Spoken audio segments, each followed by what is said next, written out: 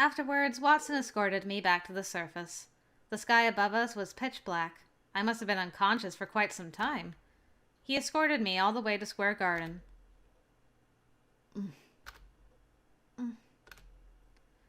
All we could hear was the sound of the trees rustling in the night wind. Since returning to the surface, neither of us had said a word. But I knew that we couldn't stay like that forever. Eventually, I plucked up the courage to speak.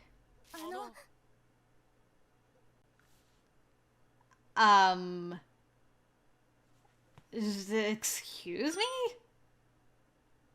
What is with this game and, like... Ghosts. Alright, how do I do this again? That sound. I turned you...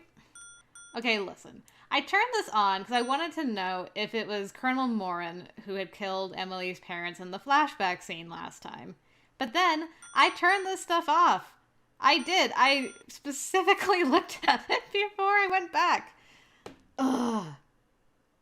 It really wants me to do the voice, have the actual voice acting. Well, guess what, game? It ain't happening, alright? Sheesh. So anyway, spoiler alert, it wasn't Colonel Morin's voice actor, which made sense because there was a knife, and Morin's more of a gun guy, so, and, choke you with his hands. Alright, we're back. Oh. What is it, Watson? No, you can go first. I told you that I wouldn't get in your way, but that's what I ended up doing. I'm so sorry. And if you hadn't caught me earlier, I must have fallen to the ground, too. I should be apologizing to you. I knew how dangerous elixir crystals are, and I was right by you. But I couldn't do anything. All the time you were out, I was worried that you wouldn't wake up. And furious with myself. I was pretty harsh to you earlier, too. So I'm sorry. Watson's head was hanging weakly downwards. Seeing him like that, I couldn't help but relax a little. Before I knew it, I was touching his hand. He gripped it with his own, his hand much bigger and warmer than mine. Let's stop this. You saved me, and that's all that matters. I had no idea that you had experienced attacks like that before. I'm sorry. When I found that elixir, I thought I was experiencing another one. I was really scared. I haven't had one since I came to London, so I let my guard down. I looked up at him and had my breath taken away. He was gazing directly at me, anguish clearly visible in his eyes. It was only then that I realized how tightly I was gripping his hand. This wasn't what I wanted. This isn't the expression I wanted to make him have. I wanted him to smile. But the more I wished for that, the more I felt like the feelings I was suppressing were going to burst forth. The terrifying sight that I had seen while I slept. The figure of Watson that I had seen afterwards. The warmth that I had felt shook my resolve. I needed to get a hold of myself. Desperately suppressing the shakiness in my voice, I forced my words out. Still, you were absolutely right. Even if you think something has completely healed, your body and heart still remember it, even if it was really long ago. You don't have to force yourself to smile, Emily. Just as I was about to loosen my hold on his hand, he spoke sadly to me. He took me into his embrace so tightly that I was almost struggling to breathe. You big galumph. While you were asleep, you were calling out your parents' names over and over. You sounded like you were in pain, too. Yet despite all you've gone through, you're still more cheerful than anyone. You really are admirable. Please. Please don't spoil me like this. Why? Because I'll really cry. My eyes had already begun to blur over. I could see my own face in Watson's clear eyes. I look awful. That's not true. You're cute even when you cry. Please, don't look at me. like this. My tears ran down my cheeks, unable to turn away from him. At the same time, I felt a gentle warmth on my lips. His arms wrapped around me, and our lips touching one another filled the cold night air between us. He was the one who I wanted to be the strongest in front of, and yet I kept showing him myself at my very weakest and most pitiful. My chest tightened and my whole body began to shake. Yet he just kept embracing me tightly, giving me a kiss full of love and warmth. Watson. Aw, yeah, I'm like, you better have a picture of this. I don't know why we're lying in the grass, but that's fine. It's a beautiful picture. The smell of new grass filled my nostrils. Leaning into him, the two of us lay down on the soft grass below. It felt as though his gentle kiss was touching my very heart. It was like it was enveloping every fiber of my being. I felt so warm, so reassured, and so sorrowful, no doubt because I knew how he felt so much that it hurt. It was a kiss so kind that permeated my whole being like medicine into a wound. I want to become stronger. Our faces were so close that our breath became one. His eyes were filled with warmth and sorrow as he looked at me, causing my heart to beat faster. Once more, he planted a soft kiss on my lips. As he kissed me over and over again, I could feel my heart beating faster and faster. Before I knew it, I'd closed my eyes. My entire body felt hot. I tightened my grip on his hand slightly. Under the gently rustling trees, I accepted all of the warmth that he gave to me. Eventually, the gentle warmth moved slowly away from me. I'm like, and how much warmth did you receive from this boy, Emily? Pushes up spectacles. It's morning? Wait. Beep. Time out. What did you guys do in a public park at night? All night? Wait a minute. Alright, I gotta read. Watson's expression was kind, though tinged with embarrassment. I can't believe it's already morning. Pendleton's not going to be happy with us.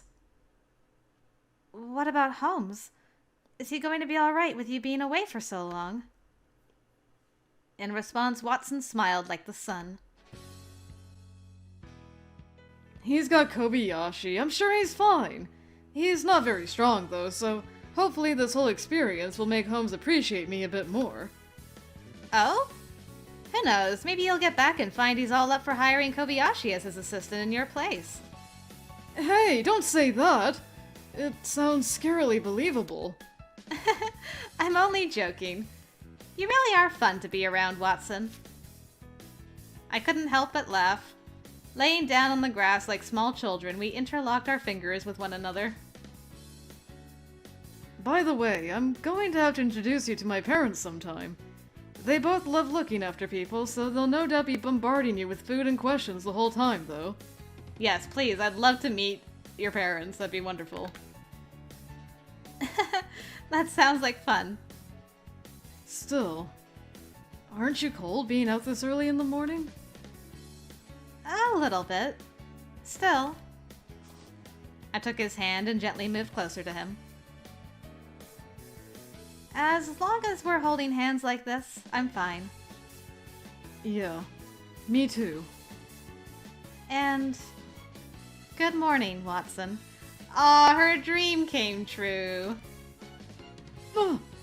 Yeah. Morning, Emily. For a moment, he opened his eyes with surprise, but the next he was smiling happily at me. Alright, that was pretty awesome. Oh, right. Let me give you these flowers, too. They've started to wilt, though. Where have you been keeping those? He presented a small bouquet of flowers to me. Oh, those are the ones that you bought from Johnson. Thank you. These are called blue stars. They're often used in bridal bouquets. I want you to take these instead of a promise. The flowers illuminated by the morning sun, and Watson's eyes as he gazed at me, both looked beautiful and radiant. I wish I could be here like this with you forever. Oh, I can't help but feel like I don't want to go back.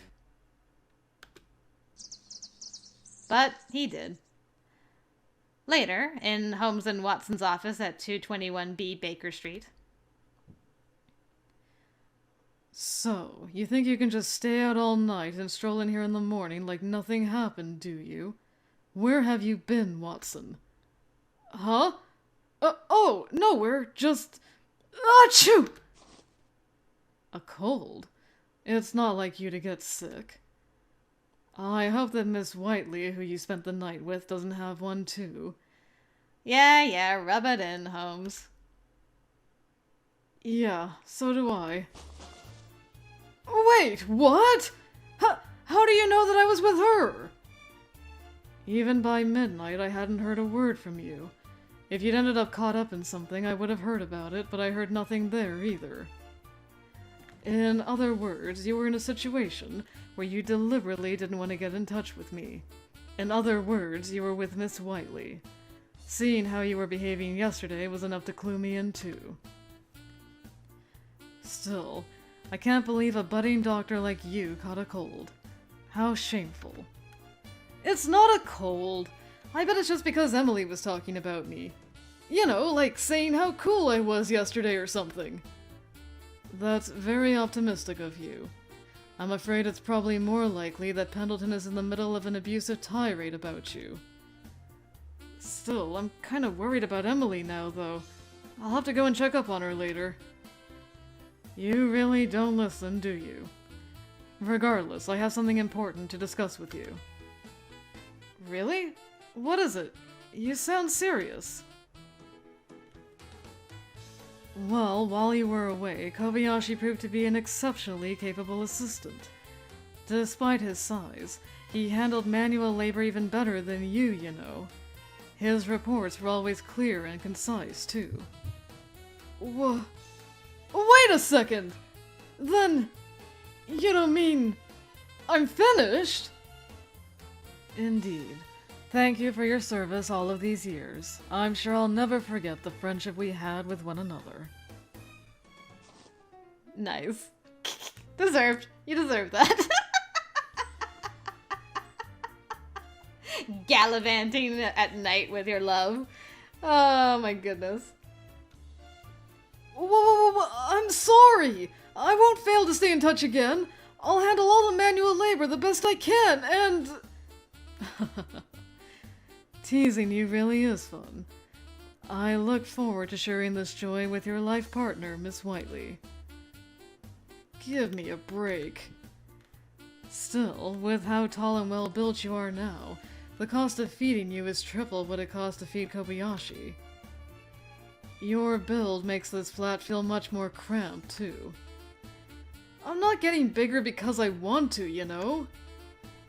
Still, I'm going to be expecting you to deliver quadruple the results you have been to date now. Don't start getting cocky just because you can marry into money, playboy. Dang! Holmes takes no prisoners. Whoa! That was some real bitterness right there. Holmes, you aren't jealous, are you? Whoa! I was so excited I skipped ahead. Not at all. They say marriage is the grave of love and the cradle of despair, after all. I look forward to watching as you live out the rest of your mediocre, restricted years. Ouch. Ouch! That's no way to talk about your friend's life!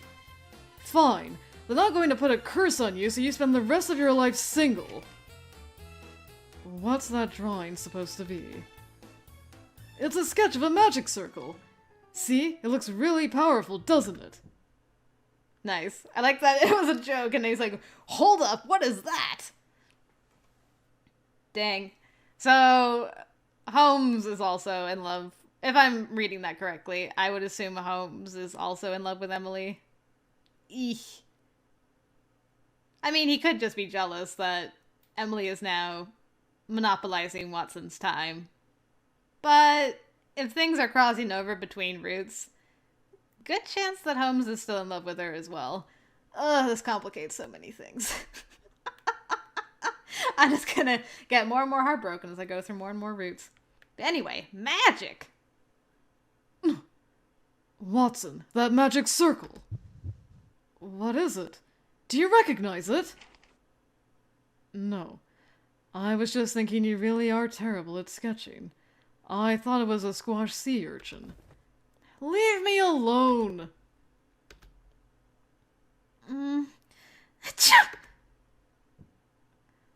Oh my. There was me thinking you had finally returned home, and you have a cold. I thought you didn't catch those, my lady. Oh, I'm sorry. I see it really is too early to be leaving you in Watson's hands. Although it seems that he was at least able to stay this time. Just. I hope he hasn't caught a cold too. I'm worried about him now. I'm sure you have nothing to worry about. I only wish that he was suffering from your cold on your behalf too. Don't be mean. Only Holmes and I are allowed to bully him. Oh, dang. Oh man, Watson's got the team up against him. That's a very twisted sense of love you have, my lady. You're one to talk. Dang, roasted him. Still, my lady, I hope you won't allow yourself to be led astray by baseless rumors about Colonel Morin anymore. It would bring shame to the family name. How did you know? Your mind isn't difficult to read, my lady. Besides, ever since that rag published that article on him, their sales have tripled. Since then, they've been following up on it in every issue. What? You can't be serious. It just goes to show how much the people of London love their suspicious ghost stories. And that you and Watson still have a long way to go as detectives if you're still buying into them. I can't believe it! I couldn't believe what I was hearing. I was so shocked that I couldn't even speak. I mean, you know he's not dead. You were just following up, and you did find a clue to Spellbound, so suck it, Pendleton. For no particular reason, I cast my eyes over to the side of the bed and noticed the bouquet of blue stars there. Seeing them made me feel somehow calmer. Seeing these flowers makes it feel like Watson is still at my side. Somehow, I don't think you're actually feeling any remorse for your actions. Incidentally, my lady, I think you will find that these flowers are beginning to wilt. Quiet, you. Bring them some water, then. Very well. All of a sudden, we heard the doorbell ring. Then... Excuse me! Is Emily in? It's Watson! He came to see me! Escort him up to my room, please. I suppose I have no choice. He is your attending physician, after all. I can't very well turn him away. Somehow Pendleton appeared cheerful as he spoke. Soon after, Watson opened the bedroom door. Aww. How gallant. You brought more flowers? I thought I'd come and see you and check if you're all right. How do you feel? Thank you. I feel much better from having seen you. That's good. I brought you some new flowers, too. Those blue stars are dying, after all. Bah. Pendleton being so done with Watson is the best. Did you say something? Oh, no. They're beautiful flowers. I'll put them up right away. In the toilet. Don't be like that, Pendleton. Put them up in here. Very well, very well. Regardless, I know when I'm not wanted, so I will be leaving now. No doubt Pendleton was willing to leave like that was because he trusted in Watson. Or so I decided to tell myself. Thank you again for the flowers. Did you get them from Johnson? Yeah. She told me about a really interesting case, too. Do you want to hear about it? Oh, absolutely. Please do tell. Seeing him and hearing his voice was enough to instantly fill me with courage. But given how inexperienced we were, we would no doubt find ourselves face to face with challenging cases and difficult times again and again in the future. But that was exactly why I made sure to listen to him. Now and in the future, too.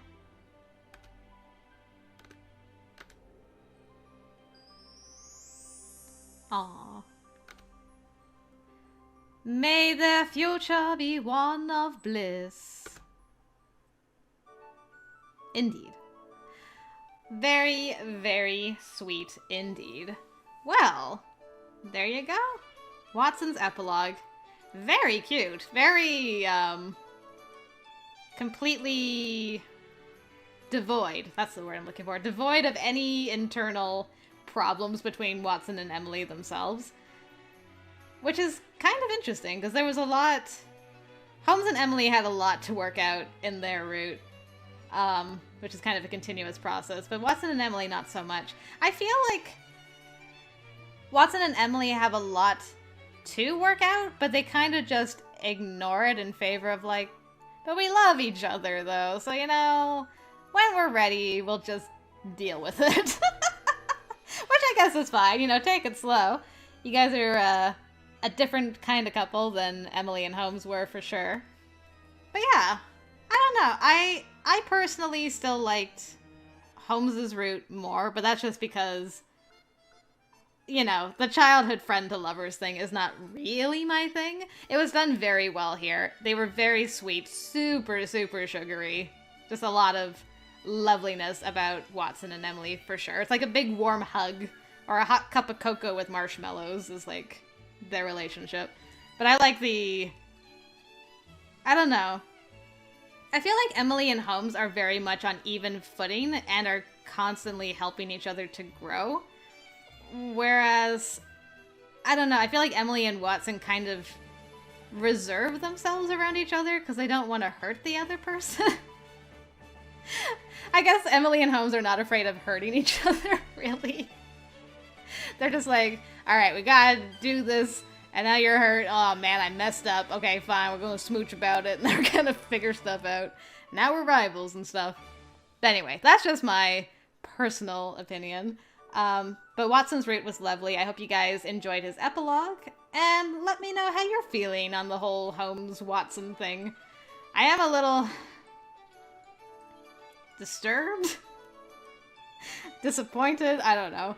That Holmes, well, had a reasonable amount of certainty that Watson has been in love with Emily for a long time right from the beginning, but still pursued her on his route, so I'm kind of like, eeh. So that's like the only niggly thing. But anyway, there you go. I've said my piece, and I think I've blathered long enough.